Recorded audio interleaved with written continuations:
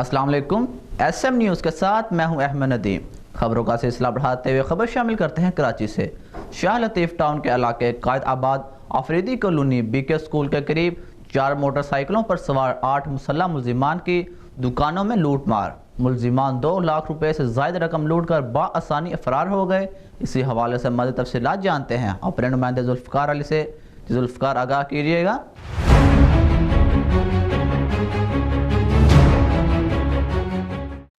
جی بالکل، یہ تھانہ شاہ لطیف ٹاؤن قائد آباد آفریدی کالونی بی کے اسکول کے قریب کا علاقہ ہے، جہاں پر آج صبح 8:30 بجے کے قریب 4 موٹر سائیکلوں پر سوار 8 مسلح ڈکیت گروہ نے لوٹ مار کی ہے۔ اس حوالے سے میری دکانداروں سے بات ہوئی تو انہوں کا کہنا ہے کہ منہ پر ماسک لگائے اور ہیلمٹ پہنے 8 ملزمان نے 2 دکانوں میں ڈکیتی کی واردات کے دوران 2 لاکھ روپے سے زائد کی رقم لوٹی اور بآسانی فرار ہو گئے۔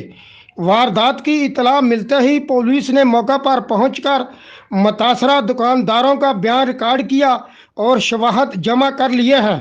پولیس کا کہنا ہے کہ ابتدائی رپورٹ درج کر کے تفتیش شروع کر دی ہے اور واردات میں ملوث ملزمان کو جلد گرفتار کر لیا جائے گا، جبکہ دوسری جانب علاقہ مکینوں کا کہنا ہے کہ علاقے میں لوٹ مار کی واردات کا ہونا معمول بن گیا ہے۔ انہوں نے ایس ایس پی ملیر سے اپیل کی ہے کہ علاقے میں امن و امان کی صورتحال کو برقرار رکھا جائے اور چوری و ڈکیتی کی وارداتوں کو کنٹرول کیا جائے۔ جی بہت شکریہ ذوالفقار، تفصیلات سے آگاہ کرنے کے لیے۔